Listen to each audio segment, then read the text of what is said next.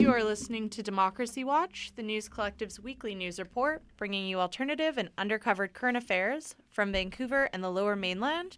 My name is Alex DeBoer. I'm Ben Nelson. I'm Violet Miles. I'm Arman Rana. I'm Isa Yu. I'm Zachary Tharp. I'm Alex Trabulsi. I'm Germán Gill. It's Thursday, October 10th at 5:05 p.m.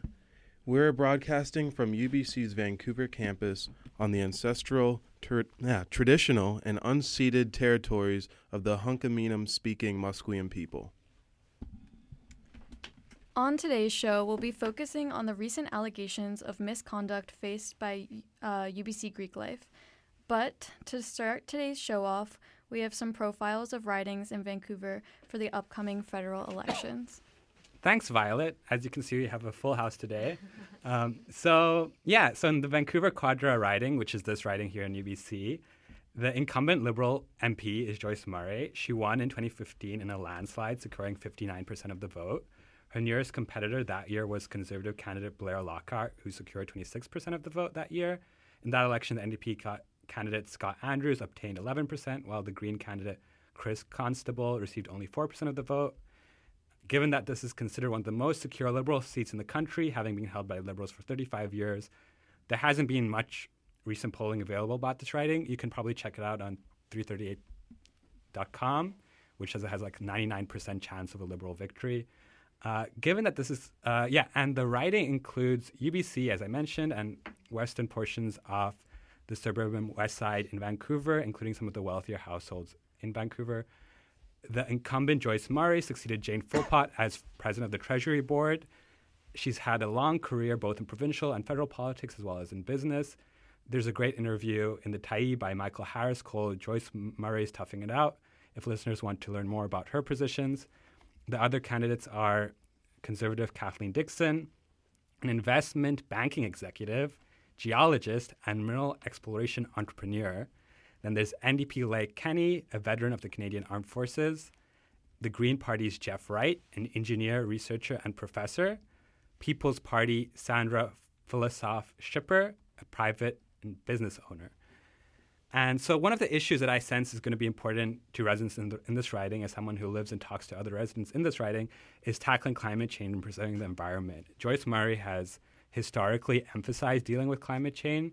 For example, she opposed the Trans Mountain Pipeline, but her government recently bought that pipeline. So it'll be interesting to see what voters make of her and make of her positions on the environment, especially with the Green Party rising in the polls nationally and the NDP emphasizing climate action a lot in their recent campaign material. And now moving from a super safe riding to one that is being somewhat more actively contested, Germán has a breakdown on the Vancouver South riding. All right. Thanks, Arman. I wanted to do a bit of a breakdown of Vancouver South. Vancouver South is one of the more ethnically diverse ridings in the city. There are just 100,000 people in there, and just over one-third of them are Chinese, about one-fifth Caucasian, about one-fifth South Asian. The riding starts from 41st Avenue in the north, and it goes all the way down to the Fraser River, to the southern border of the city. From east to west, it runs from Boundary Road to Cambie. Vancouver South is currently held by the Liberals, and their current MP is Harjit Sajjan, who is also Canada's current defense minister. And running against Sajjan is the NDP's Sean McKillen, the Green Party's Judy Zakowski, and Elaine Dieng of the PPC. And throughout the riding's history, Vancouver South has been heavily fought over by the Liberal and Conservative Party, and only those two parties have ever run this riding. Conservative Wei Young held the Vancouver South riding in 2011, but she lost to Sajjan in 2015. And after losing her riding, Wei Young then ran for mayor of Vancouver, and she also lost that too. She'll be running again in Vancouver South and will be hoping to win her riding back. But according to 338canada.com, the Liberal Party has approximately a 9-point lead and 91% chance of winning the riding. Cool. Thanks, guys. We have a couple of local headlines to share as well.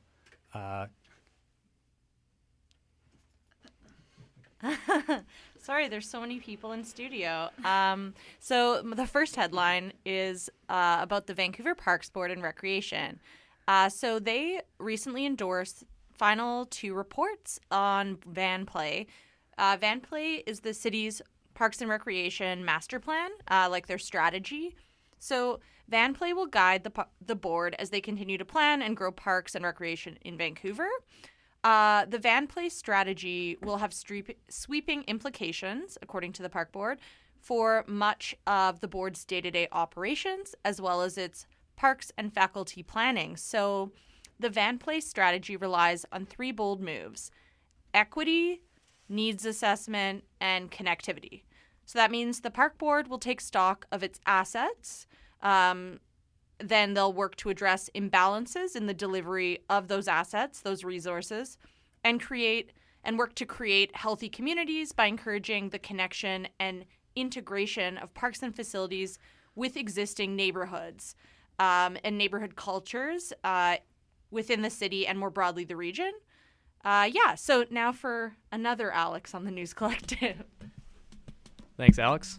So developer West Bank, one word, property owner Crombie RIET, and architectural firm Perkins and Will filed a rezoning application for 1087 West Broadway. This is for a mixed-use development featuring 3 residential towers and 24, 27, 30 stories. It would include over 500 condos and 160 rental units.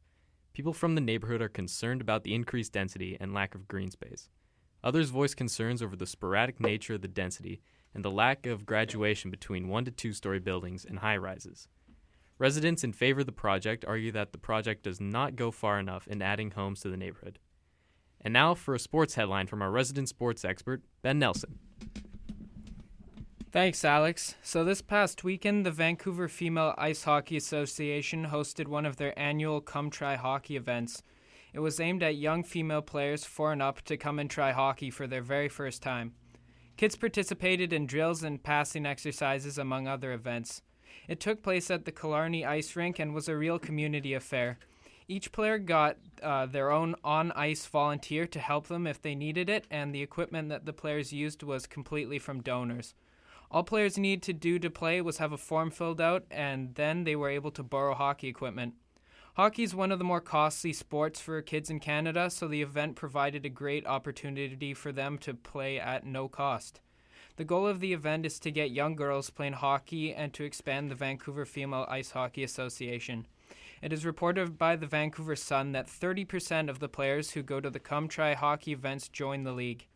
The next event will take place in March. Come Try Hockey was held on the World Girls' Ice Hockey Weekend, presented by the International Ice Hockey Federation. The weekend is aimed at growing the women's game in Canada, with hockey fanatics uniting to celebrate the game they love. Getting more female athletes interested in hockey is very important right now, as the Canadian Women's Hockey League was forced to fold this past May. This occurred even though the finals match set a new Canadian Women's Hockey League record for viewership and the league having multiple Olympians participate. Despite this unfortunate turn of events, there is still hope. Because of events like the one in Killarney, female hockey in Canada has risen from around 86,000 skaters in 2014-2015 to around 88,000 now. Hopefully, more interest will spark the Canadian Women's Hockey League to be able to open their rinks once again. Cool. Thank you, Ben. Now for our first feature. Myself, Violet Miles, with help from Zachary Tharp, did some reporting on the current allegations that 6 UBC students were drugged at a UBC fraternity event last week. If you remember, we did a brief headline on it at our last show, and we now have a bit more of an extended story on it, so let's take a listen.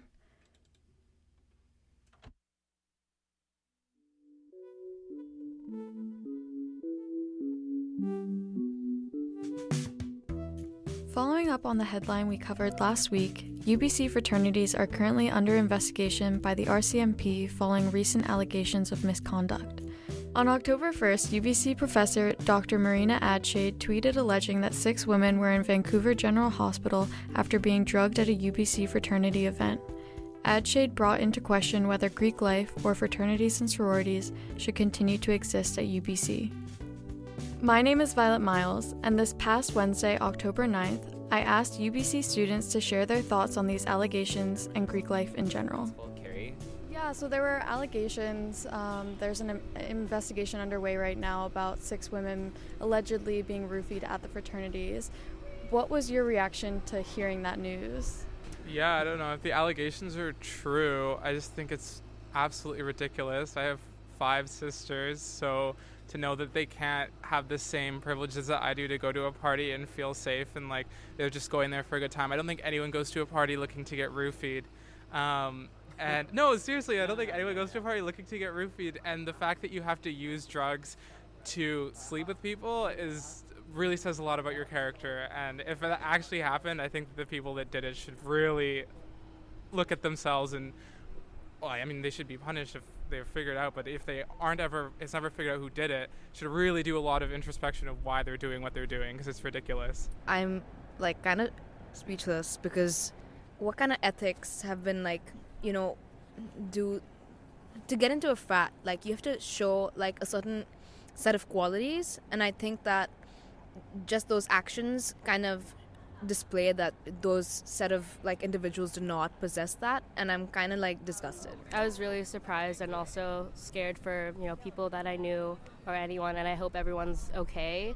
And there's still a lot of like unclear things that happen, so I'm just waiting for more evidence. Yeah, absolutely. Obviously there's still just allegations now. Do you guys have any opinion on the role that Greek life plays at UBC, whether or not it has value, and kind of the purpose that it serves in our communities? I think there's value in the sense that it does bring people together as a community, especially if you are super ostracized and you're needing like a group of people to help you get through university, because obviously like your first year too, it's super hard to adapt here, I feel like, and just in general, because who doesn't debate their life while they're here? But I also think that if you have to pay like $40,000 just to get into a community, I'm questioning like why you feel like those people are the best people to surround yourself with. Obviously that's just a generalization, but I don't know. I also just think that if I would be so down if we just got rid of Greek life culture altogether, because I feel like it's so problematic at the end of the day with just like...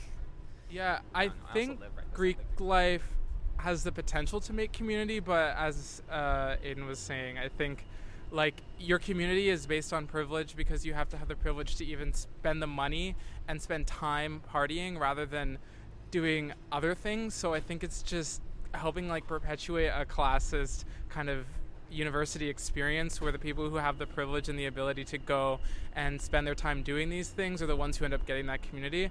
I don't know if Greek life is university funded, but if it is funded by the university, I don't really know why they would fund that and not other possibly better community building avenues. But I do know that Greek life also gets a lot of donor funding, so yeah. And I know that there's a culture, almost a cancel culture in Greek life of if you're no longer in Greek life, you kind of get almost disowned. So it seems like a way to kind of get you into this vicious cycle of paying people to like keep your community. So I don't know a lot about like Greek life. I don't have personal experience like being in it or anything. I think when you live on campus, I guess in terms of like student life, like outside of school and stuff like that, like especially in first year, I think it plays like a pretty big role in just like, going to parties and stuff like that. Like I think they're the most accessible student life kind of activities outside of clubs and stuff that people living on campus can like do. Overall, there were a mix of reactions from the students I spoke to. Many expressed disappointment but still saw value in the Greek community. Myself and my colleague Zach Tharp from CITR News tried to get comment from numerous members of UBC Greek Life about the recent allegations of roofying. We reached out to over 30 fraternity and sorority members. Some didn't reply, most who did declined, although we were able to get 2 statements from individuals with connections to UBC Greek Life. The first statement I'm going to read is from a student who alleges she was roofied at a fraternity party on campus last year. Almost a year ago, in maybe November or December 2018, a fraternity held an event which my friends and I attended. My friends and I were drinking before as a pregame and drank the normal amount that we always do. Therefore, we were as drunk as we were used to. We are all experienced drinkers, and the night definitely hadn't gotten to heavy drinking yet. We were having fun, socializing, and felt we wanted more alcohol to drink. We asked around and were brought downstairs to an empty room where they gave us some pre-poured drinks. The amount in each cup looked like more than a shot, but still very little relative to a whole cup. It was a weird pink color and smelt like nothing familiar. I had a decent-sized sip, drinking about half of it. I thought it tasted gross and put it down. This is where my night took a turn. I went outside to socialize with some friends that we met there, while one of my friends who had drank with me went off elsewhere. I smoked a bit, and after that I felt extremely off and nauseous and decided I wanted to go home. So I told one of my friends and left, as I felt completely capable of walking back to the dorms alone. I didn't even feel out of it. I definitely wasn't that drunk. I ended up hailing a cab and going home. This is where I started having small memory blackouts. I don't remember my car ride home, only paying on a machine, so I assume it was a cab, and then remember being in my room and needing out of nowhere to vomit. I had very little regard for others. I ran out to vomit in the dorm communal bathroom in my underwear and sweater, even though there were people outside. Eventually, I woke up the next morning, having no memory of where I put my belongings and having never felt a stranger hangover. After convening with my friends the next day, we talked about what happened after I left and realized we had all had identical symptoms of small blackouts, but feeling totally fine, and then out of nowhere so sick and out of it. A year later today, we still talk about this with other girls, and they bring up how their night went similarly at the same event.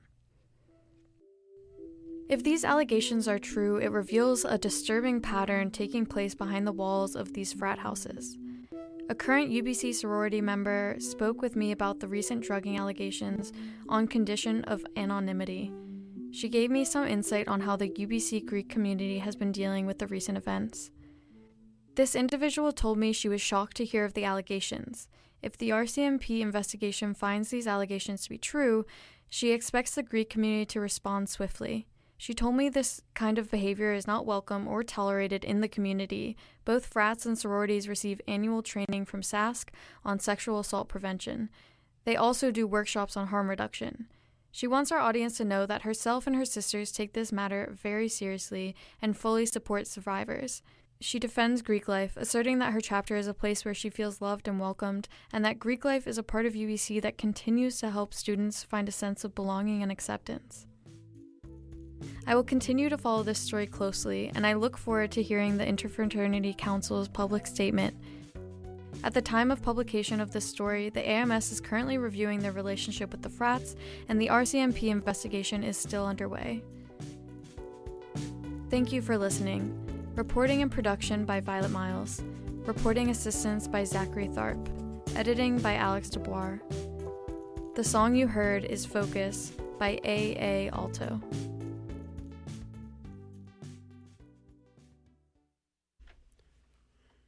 Thanks for sharing that story, Violet.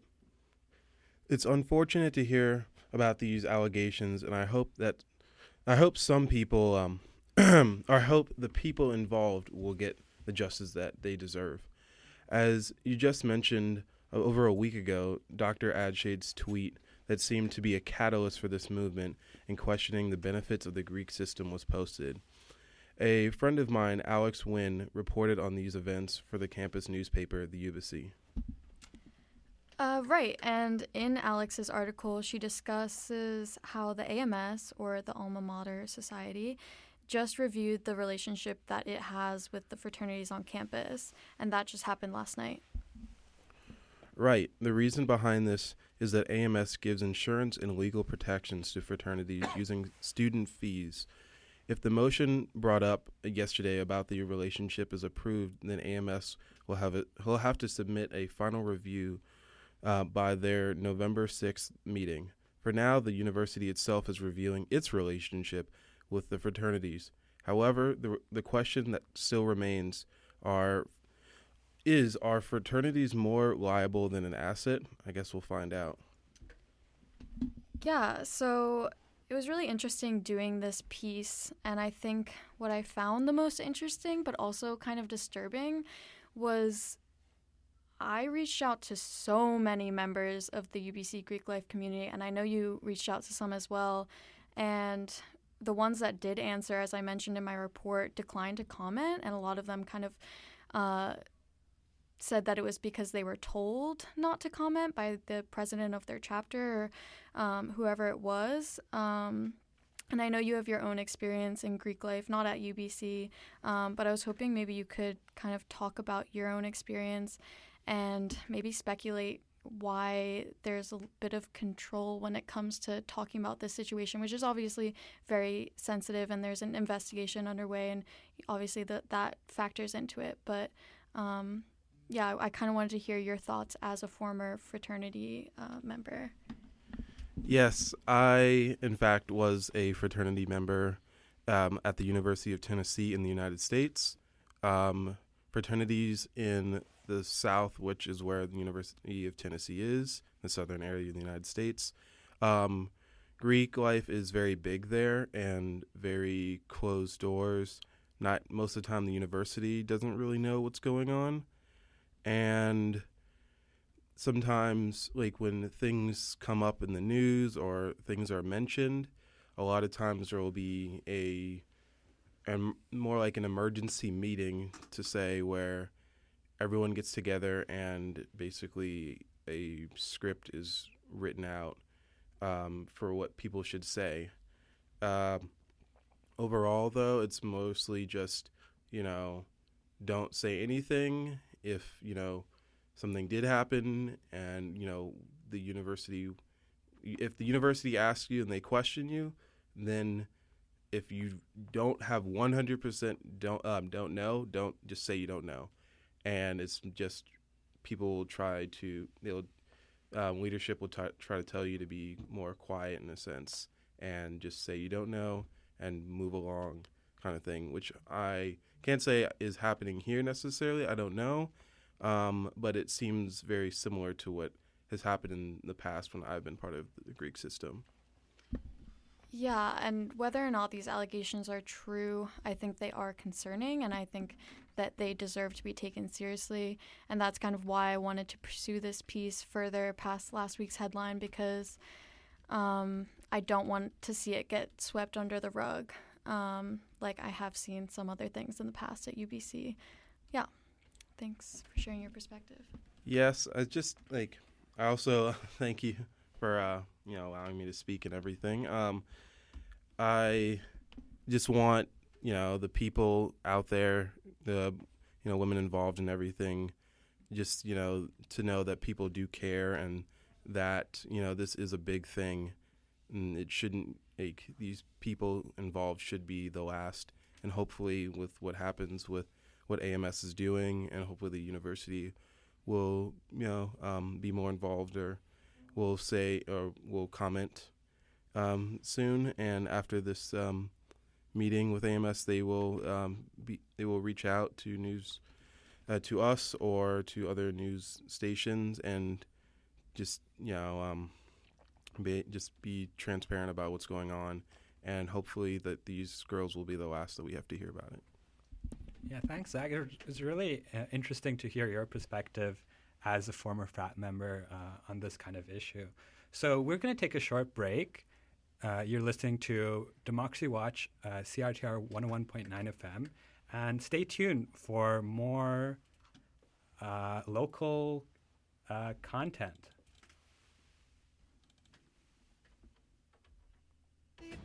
Indie rockers Rah Rah Riot play the Biltmore Cabaret on November 2nd. Tickets are on sale now at eventbrite.ca and Red Cat Records. Presented by MRG Concerts, CITR Radio, and Discorder Magazine.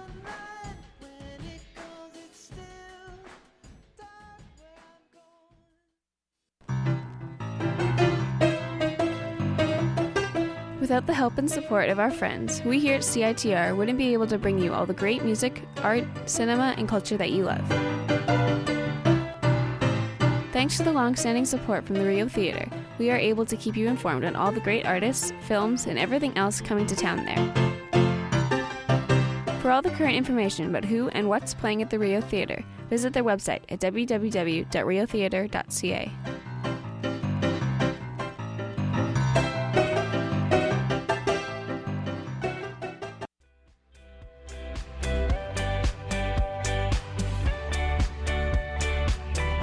Independent pop duo Mating Rituals will be bringing their dance rock sound to the Biltmore Cabaret on October 18th with On and Glass Forest. I'll put you up in a Cadillac.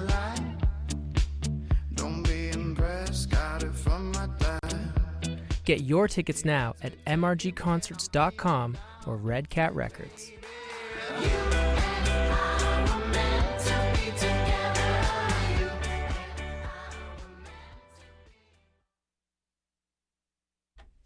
Welcome back. You're listening to Democracy Watch on CITR 101.9 FM. Are you over the age of 18? Are you a Canadian citizen thinking about exercising your right to vote? Is this your first time voting out of province? Never fear, Democracy Watch has your back. Here are 4 ways to vote. You can, of course, vote on Election Day at your assigned polling station on Monday, October 21st. Polls will be open for 12 hours, and you do not need to register beforehand. Just bring an ID with your name, photo, and current address, or 2 secondary IDs with at least one that has your current address. You can find your assigned polling station on your voter information card or at elections.ca. And if you can't make it on the 21st, you can vote at any Elections Canada office any day of the week before Tuesday, October 15th, 6 p.m. You will vote using the special ballot process. Again, you will need to bring ID. Advanced polling days, you can also bring your ID and vote at your assigned advanced polling station from 9 a.m. to 9 p.m. on the 11th of October to the 14th of October. Last but not least, you can also vote by mail. Apply online or at any Elections Canada office before Tuesday, October 15th, 6 p.m. The special ballot process will be used and you will receive a voting package in the mail telling you your next steps. All right, thanks, Isa. Get out there and vote, everyone. It is the most important thing you can do. I don't even care who you vote for, pretty much. But yeah, heed that advice and figure out your voting situation and go get it done. So we have heard about UBC's fraternities today and the ongoing allegations. And we're now going to turn to a much lighter piece. So this has aired before, but because the 50th anniversary of Vancouver's Bloedel Conservatory is in December, but it is this year as well. It opened in 1969. The anniversary celebrations have already begun, so we're going to play a piece to celebrate this lovely tropical triodetic dome.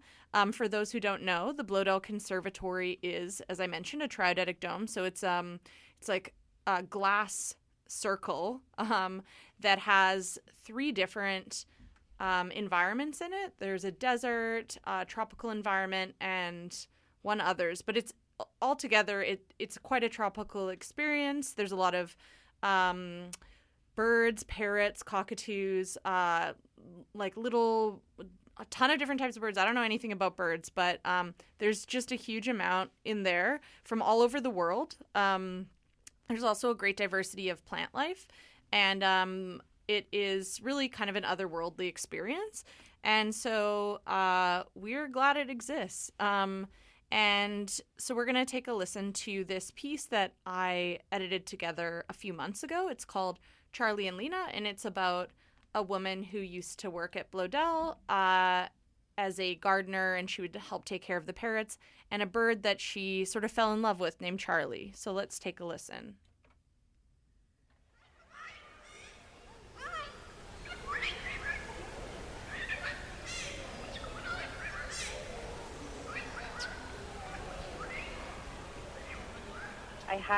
I had birds as pets. I had birds on my shoulder. Most of the time as a little girl. Parrots and macaws. But I grew up inland, and we had rivers and creeks, and so we had lush environments. We have bromeliads growing on the trees, and it was just a very tropical environment.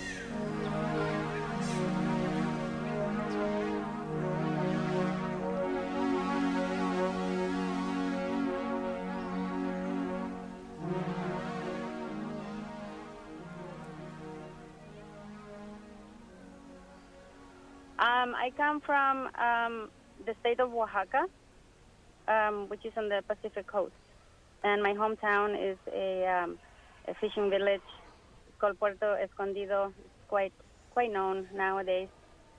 And I always wanted to be a gardener because I grew up growing stuff. Everything that we ate, we grew. My grandfather and I grew. And so it became a passion for me since very early in my childhood. And when I came to Canada, I pursued that dream. My name is Lina, Lina Salina for short. And my connection with Bloedel is that I worked there for about 5 years or so. I started in 2000, year 2000, and then I stayed there for perhaps 5 years, and then I went for 1 more year outside in the public park. What was the title of your job? Well, my title was laborer, but I was doing duties as a gardener because I was training apprentices that came through the Bloedel Conservatory. And so you took care of the plants and the birds? Yeah, take care of the plants, replant them. The gardener would come and design them, or I would sometimes design them myself. So I was willing and very happy to do a bit of everything. I was just happy to be there. I was just happy to work there. So it was a wonderful experience to have a personal connection and bond with the birds. One of them was Charlie, rest in peace, dear Charlie. He was such a sweet cockatoo. He was very loving. Could you describe what Charlie looked like? He was a cockatoo from, I believe, from New Zealand, Australian.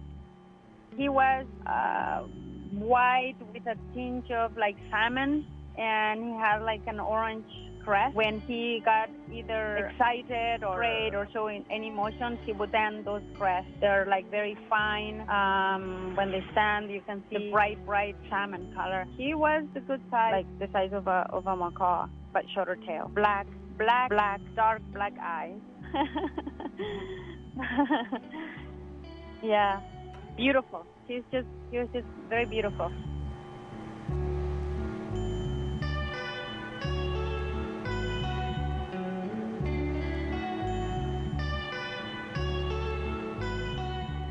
And you said he would sing and dance. Like, what would he say? Charlie would mostly mumble, and he just tries to imitate. But the words that he would say, like clearly, would say like, "Hi Charlie, hi Charlie, how are you, Charlie?"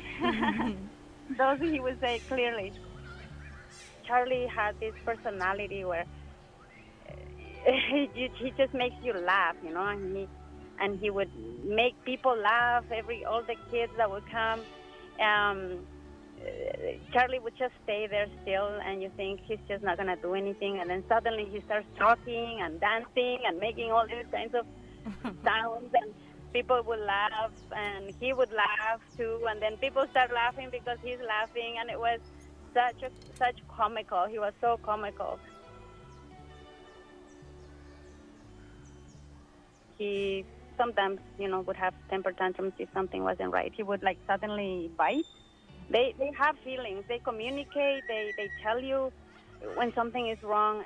Charlie, for example, he was possessive. He was jealous if another bird would come close to me in particular, because he became very attached to me. So if he was on your shoulder or on your arm, he doesn't want competition. He just wants all the attention to himself. And he liked to cuddle, so we would cuddle. I would cuddle him against my chest, and he would just loved it. Loved it. But he was temperamental sometimes, and this is why not everyone held him. Yeah, unfortunately, I had to take care of personal things, and I was heartbroken when I came back from Mexico and I heard that Charlie had passed away. It was really heartbroken. Yeah. What year did he die? Sometime between 2006 and 2009. They live a long time. These types of birds, macaws and cockatoos, they can live for a long, long time, 80 years or so. And so they have a lifetime of knowing different kinds of people, and I can only imagine.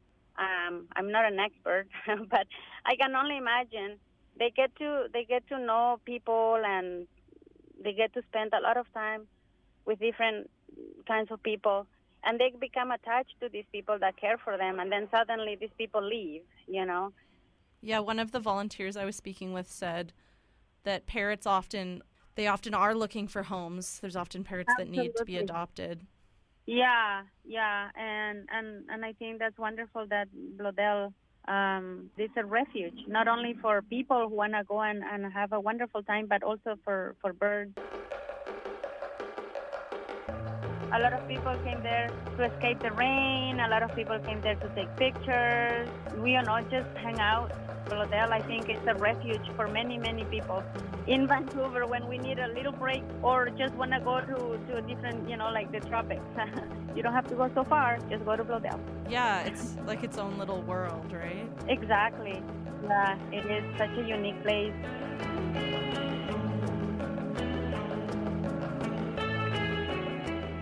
It was like coming home.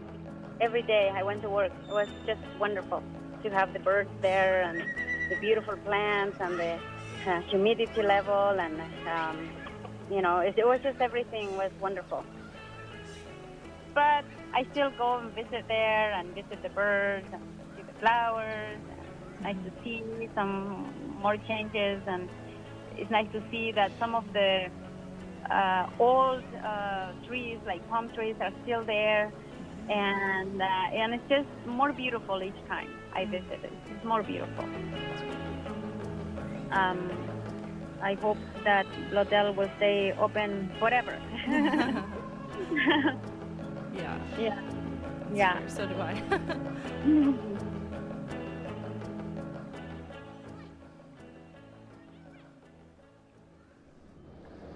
Off to the highest point of land in Vancouver, Queen Elizabeth Park and the Bloedel Conservatory. This unique 140-foot cryodetic dome is dedicated to a better appreciation and understanding of the world of plants. To appreciate this world of plants, one should be prepared to take a leisurely stroll. Within the controlled atmosphere, one is spirited into the world of the tropics. Here is a simulated desert, rainforest, and tropical climate conditions, and close to 400 varieties of exotic plants and flowers thrive. Thanks for listening. This piece was made by me, Alex DeBoer. The songs you heard were Blue Hearts 1 and Maha Bone, off the album Blue Hearts in Exile by Gal Grayson. Additional sounds by Alexander Kim. Special thanks to Lina Salinas and the News Collective at CITR.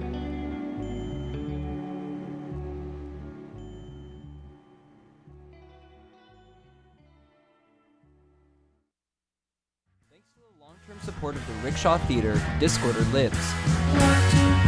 Catch a friend, drink until the bitter end. We shall split and cause. Your favorite bands are playing at the Rickshaw Theater. Check out their calendar just behind the cover of Discorder magazine or at rickshawtheater.com.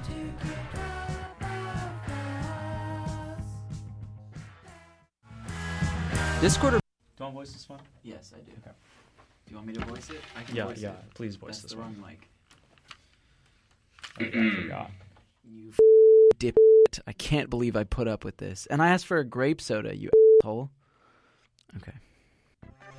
Due to a labor dispute, CITR is missing its star voice actors. That means if you're interested in producing PSAs, advertisements, and various other promotional wonders for airplay on the radio, we need you. Learn how to get involved with CITR's production department and all other facets of volunteering at CITR and Discorder magazine at CITR.ca. Programming, photography, media training, and more. Plus, a guest star in the lounge. Nope. Hey guys, please vote in this federal election. Pretty please? Please? Actually, no. You know what? This. I'm not gonna beg you. Get the out there and vote. This is your right and your responsibility. Don't give me that political apathy bullshit.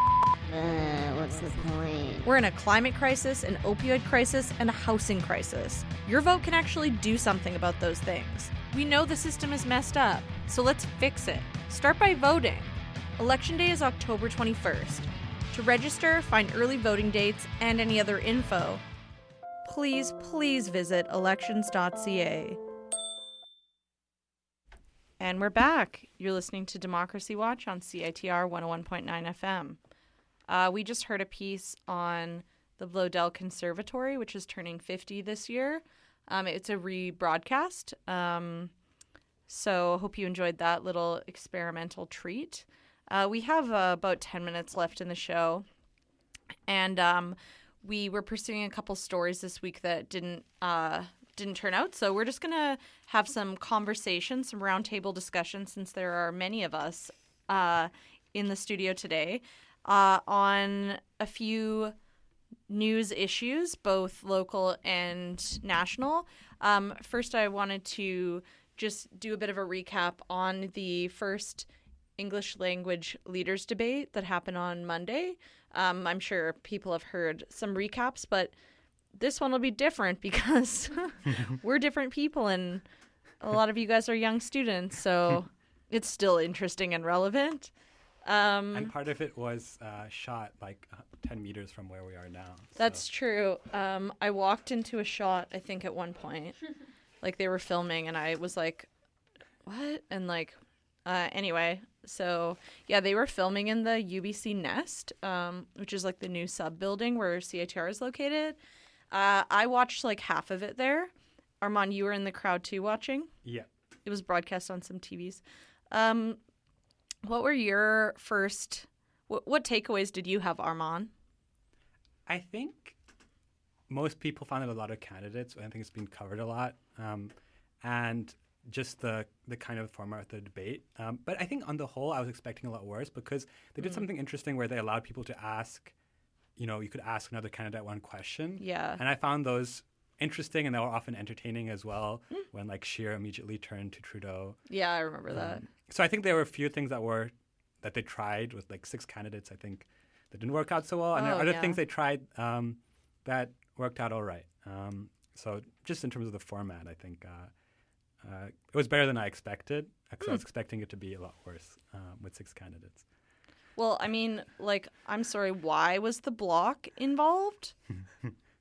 Like, that actually makes me mad because it's a waste of time for, all of Canada, even in Quebec. We're talking about a country that's going to lead, or a political party that's going to lead the country and form government, and there's no way that the Bloc will be part of that.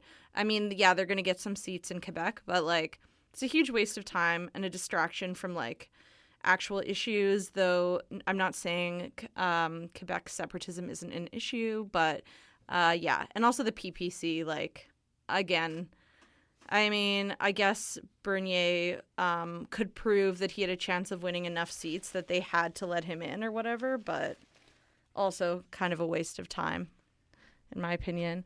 Armand, did you have any takeaways? Oh, man. Just to go off Armand's point, I thought that the whole debate format was actually pretty wild, in my opinion. Yeah. I'm not sure if the whole asking questions thing was really that good an idea. It just seemed like an opportunity for mudslinging more than anything. Well, that's what a debate is, right? Well, there were, I would say also, I would generally agree with that. Like, people, I feel like, took the opportunity to just state, like, their platform and kind of, at the end, be like, anyway, like... How could you be such a terrible yeah. person? And in conclusion, why do you suck so much? But at least what I appreciate about that, at least it was with 2 people. Yeah. At least it was a discussion with 2 people rather than, like, 4 people trying to shout at the same time, or 6 people, which is what the rest of the debate was. Yeah.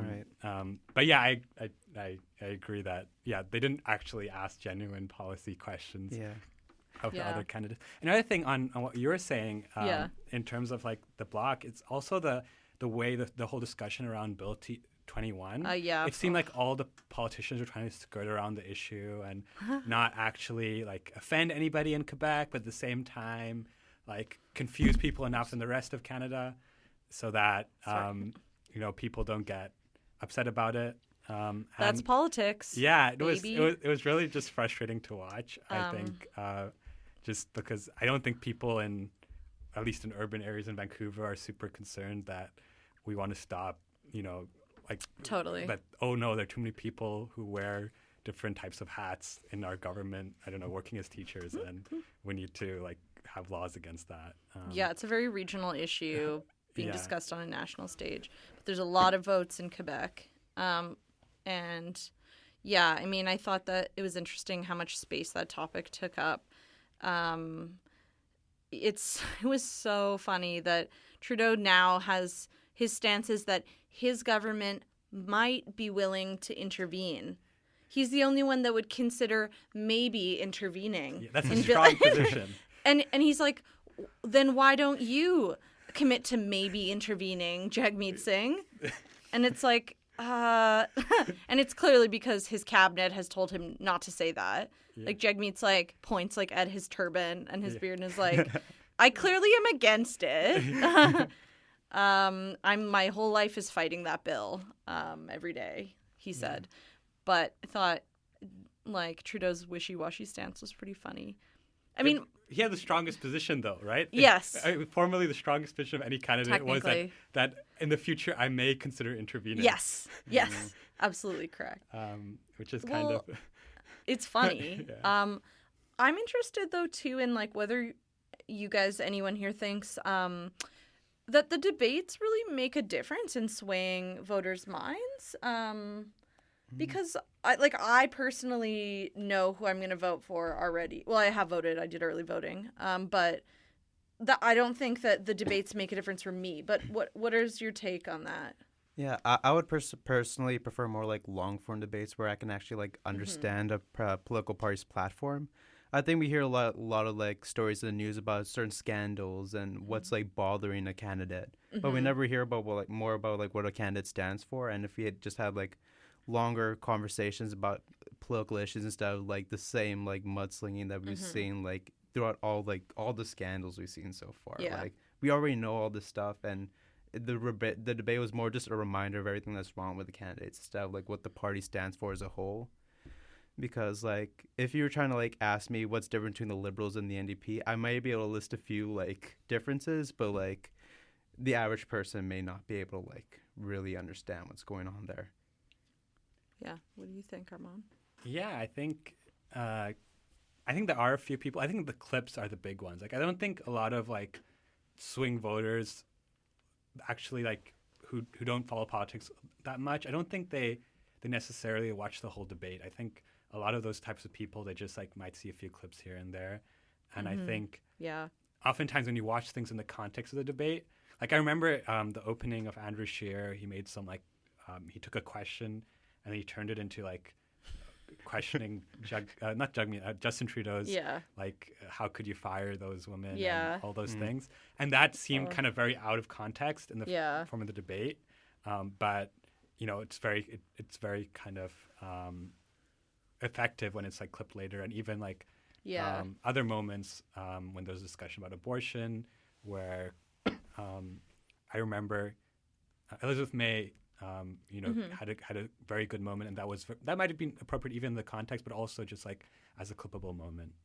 That's a really good point. That even when they're preparing for this debate, they're thinking not only about how will I win this debate, but how will I create audio clips and visual clips that can be cut out and put in news stories. Yeah. And you see that too in the way the candidates would turn to face the camera at times. They're talking to you. They're thinking about not am I going to win this debate, but how will I speak to people directly, voters directly, and how will this image be used later? Yeah, it seems like there's an obsession these days when it comes to sound bites. And it's been something that's been progressively getting worse over the past, I'd say, 20 years. And I think that's more just the onus is on us to really seek out more of this long form conversation about what's going on. I mean, we can always ask for more long form debates, but until us as a society drifts away from this sort of 6-second soundbite, people won't really get that. I have a question. Would you what do you think of having more debates? Do you think that would be more helpful, or just more sound bites and not helpful? Because it's only one English language debate. Isn't there one more? No. It's just the one. There's a French one tonight. I as think we there's speak. one more. Armand and I disagree. Yeah. Okay, you're probably right. But like, just in general, do you think? There's not a lot. Do you think there should be more? I think that there should be more.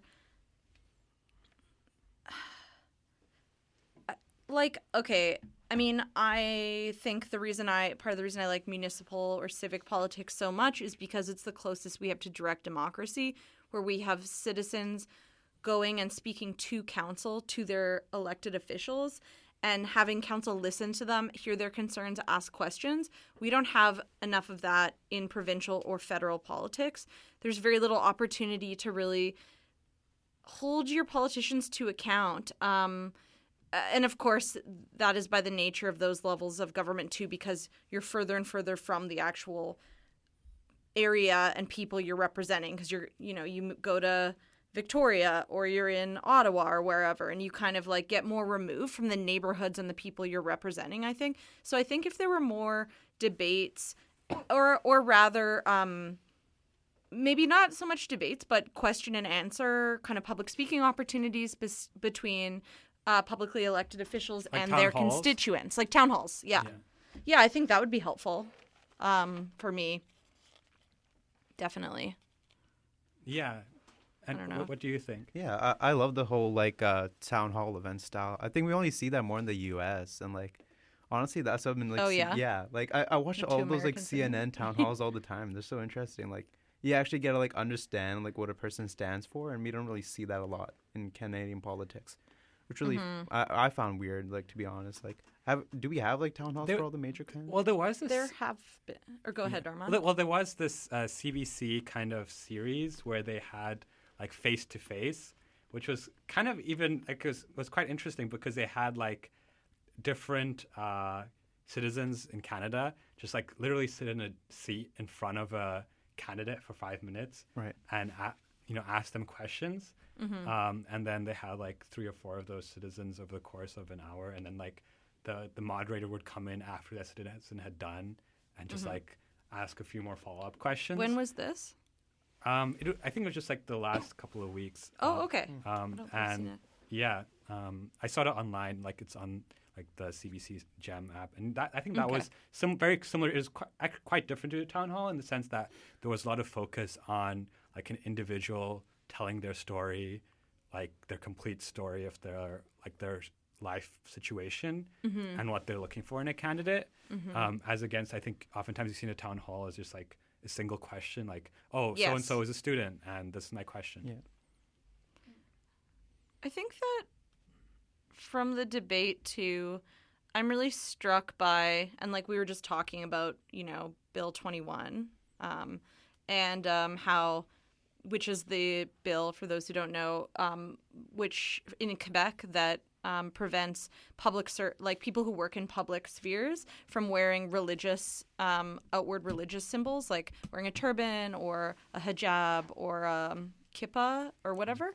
So anyway, like in the debate, all the leaders are just like, well, I don't know. They're like, they don't want to condemn it outright because they'll lose voters, because it's quite popular in Quebec. Like over 60% of people are in favor of it. And like, I don't know, it strikes me sometimes how it's like, does democracy work? Is it working where we're making these compromises to get votes constantly? Like we're always, it's a kind of idea that I have explored in pieces I've done over the last year, where it's like, is the middle where we come together, or is it where we lose ourselves? Like we're here, okay, well you're a bit racist, so I'm going to meet you here because this is democracy. Or like, things like voting on like basic human rights, like that happens not so much in Canada, but like votes happen all the time. Like there was a vote in Ireland recently on like abortion, like things that are like, we don't have to talk about abortion, but like, or like gay marriage, but stuff that like most people would consider human rights. And it's like, why are we voting on this? But at the same time, that's democracy, right? Yeah. I don't know. Sometimes I just feel like the differences between the parties are very little, and it's all really just sort of about power more than it is about, I don't know, making the country better. That's a very sad note too. Yeah. Wait, do you guys have thoughts? That doesn't have to be the final thought. Anyone have something better to say? It's only gonna be more pessimistic for me, Okay. so I'll probably not talk about it. Yeah.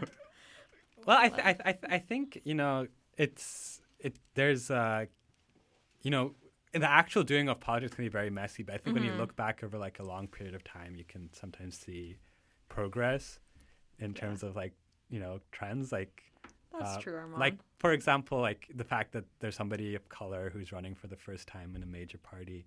Yes. Like you wouldn't have thought about that like 50 years ago or something. So It's true, though the other 4 leaders were white men plus 1 woman who was white. But you're right. That is nice to think about. Yeah, so that's our show for today. But please vote. I was going to say something else. I can't remember. Please vote. Elections are on October 21st. As you heard from News Collective member Isa, Comrade Isa, you can go to elections. What is it? Elections.ca. Elections.ca and find out more info.